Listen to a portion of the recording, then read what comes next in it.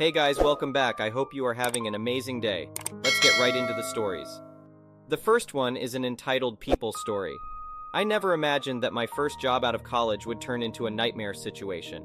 When I was hired as an office assistant at Decker Industries, I thought I had landed my dream opportunity. It was a respected company in my field, the salary and benefits were great, and the office space was amazing. If only I had known then what kind of boss I'd be dealing with. Julie Decker was the founder and CEO of the company. From the outside, she seemed like a savvy businesswoman who had built a successful enterprise. But behind closed doors, she was a complete nightmare. The first week was fine. Julie hardly acknowledged me as I went about my duties, answering phones, organizing files, handling appointments, and assisting the other employees when needed. But soon her requests started getting more frequent and stranger. First, it was demands for coffee and food multiple times a day. Even though we had an office kitchen, she insisted I go out and get her special orders from expensive cafes and restaurants. I was spending half my day just fetching her meals. Next, she had me washing her car daily and running random personal errands for her during work hours. I was hired to be an office assistant, not someone's personal servant. The last straw was when she brought her dog to work and declared that I was now responsible for walking, feeding, and even bathing the thing. I didn't sign up to be a dog sitter. When I tried to politely decline or ask for help with my actual job duties, Julie always dismissed me saying, "You'll do as I ask, now stop complaining." It was clear she saw me as someone she could push around and treat like a slave. The worst part was, the other employees were too afraid of her to say anything. Though they gave me sympathetic looks, no one dared stand up to her. After weeks of this treatment, I'd had enough. I decided to maliciously comply with her absurd demands, following every order to the letter. I figured it would either force Julie to see how ridiculous she was being, or I'd end up fired and free from her tyranny. So the next day, when she barked at me to walk her dog, I immediately stopped working and took the dog out for a full 2-hour stroll around the block. Every time the dog stopped to sniff or do its business, I waited patiently instead of rushing back.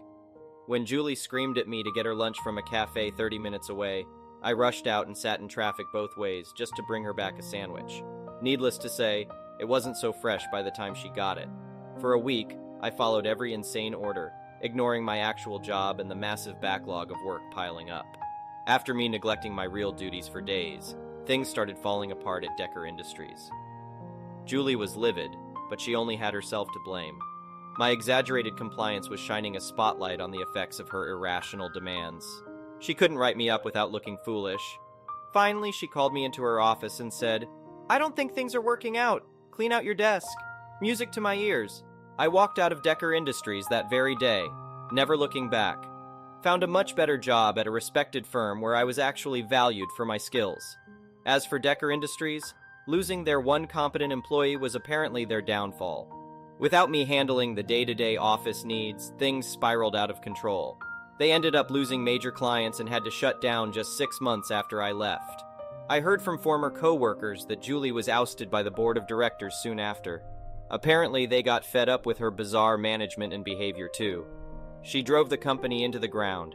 So in the end, my malicious compliance paid off. I escaped a toxic job and got the last laugh when the bully boss ran her own business into the ground. Just desserts for trying to treat me like a personal slave. The next one is a pro-revenge story. Backstory. I worked at this hotel for over 2 years and was one of 2 people left that went through the training when our hotel changed hotel franchises. During this training, we were told about certain rules the company had. Cast manager, front desk manager. He only was here for 6 months at this point. Me, I'm a nice guy unless you are a bully or entitled person. A few others I will mention as we go through. Story. One afternoon, I was scheduled to work second shift 3:11. I walked in and both AM front desk co-workers looked like they had been massively crying as their makeup was smeared. My manager looking quite pissed. I ask, "What's wrong?" Manager. "We have a major jerk as a guest. This guy is the highest level on the rewards for the hotel chain. He is very demanding and wants free upgrades, free this or that, and screams anytime he has an interaction with the staff. This guy has made every department call me complaining about him. Now this guy just came to the desk and screamed at these 2 co-workers until they both were crying.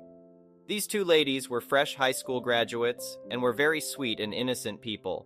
They loved helping people and didn't deserve this treatment. As he is explaining this, I look up this guy's room details. Once my manager finishes explaining everything this guy had done, I see this guy's info. I had a smile from ear to ear. I reply, "Didn't you see he is an employee of a different hotel?" Manager, "Yes, but so what?" I replied, "First off, while you travel as an employee, you are required to behave and be respectful. It is in the fine print on the discount form." I grabbed his form and showed it to the manager. Failure to be respectful can lead to having your employee discount suspended or permanently revoked, and even get you terminated. You need to call this guy's hotel and ask for the GM, then explain to him who you are and what this guy is doing. I look up the hotel phone number and call the hotel and then handed my manager the phone. Manager, after his call ends with the GM, he has an evil and satisfying smile on his face. His GM is steaming mad after I described all the stuff this guy has done. Main switchboard phone rings. I answered, "Hello, thank you for calling hotel name. How may I direct your call?" Caller, "I want to speak to Entitled Jerk's room, please." I replied, "Absolutely, sir, have a nice day." Transfer the call and looked at my manager and saying with a sarcastic tone, "Someone wanted to talk to Entitled Jerk G. I wonder who that could be." Manager continues after he stopped laughing. The GM gave me his personal cell phone number and said, if I have any more issues at all, to call him immediately. I am leaving the phone number next to the switchboard. If you need it, call him. I told manager, "Your revenge is done, now for my revenge." Manager wide-eyed, "Oh crap, what are you going to do?" Me smiling a very evil smile. "You'll see." I pick up the phone to make a call. "Hello, Hotel Rewards customer service. Yes, I would like to report someone using reward account while using employee discount on his stay." Customer service. "He can't do that," I replied. "I know I'm calling to report him." I gave her the guest reservation number and rewards member number. I continued, "I bet anything if you dig through this guy's history you will find all his stays are probably at employee discount." Customer service. "I'm starting a ticket to have this guy's account investigated." I replied, "Thank you," then hang up the phone. The manager watched as I then remove his rewards number from his stay. My manager had a huge grin on his face. "That was awesome." I explained, "Oh, I'm not quite finished with him yet. It is time to go spread the news to all departments he is no longer a rewards member." I made a new key for his room without concierge access. I walked around to every department. As I explained why I was stopping by, everyone had the same reaction as soon as I mentioned the guy's name. "Oh god, now what about this a-hole?" I finished explaining how he was no longer a reward member, and if he gives anyone issues to call the front desk immediately, and his GM already probably tore him a new one just a minute ago. Everyone was so happy at this news. I finally went to the concierge room, used the guest's new key to void his current key. Then I walked into the room and explained the information to the evening concierge.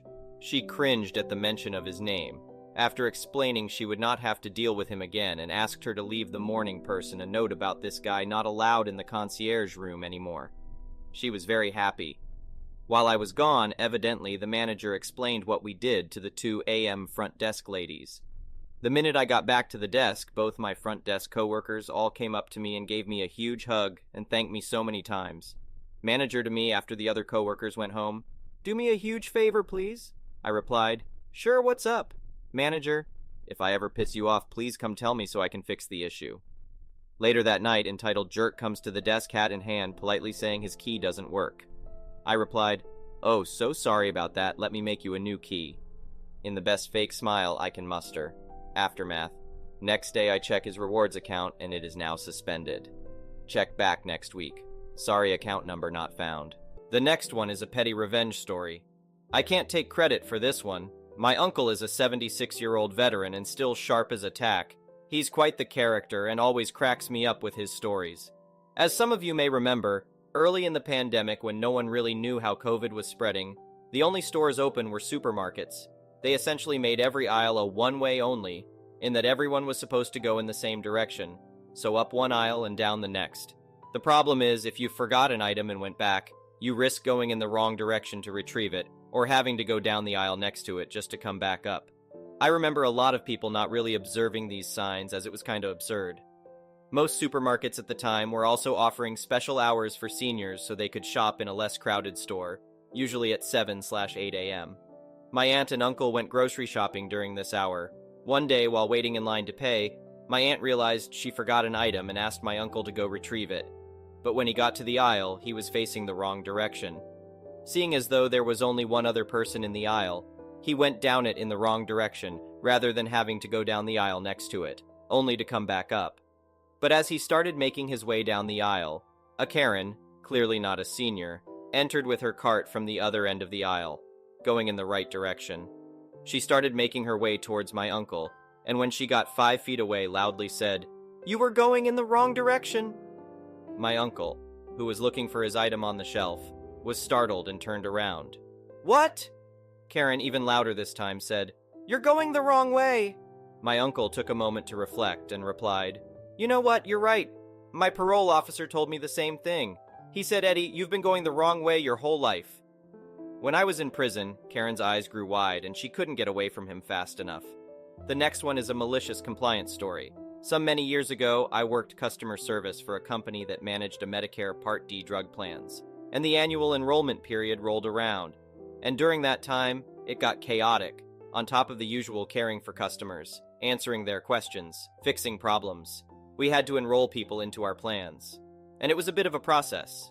There were questions that needed to be asked and answered, information that had to be imparted, and at the end of it all, a long spiel explaining our responsibilities and the customer's responsibilities and important information the customer had to verbally consent to.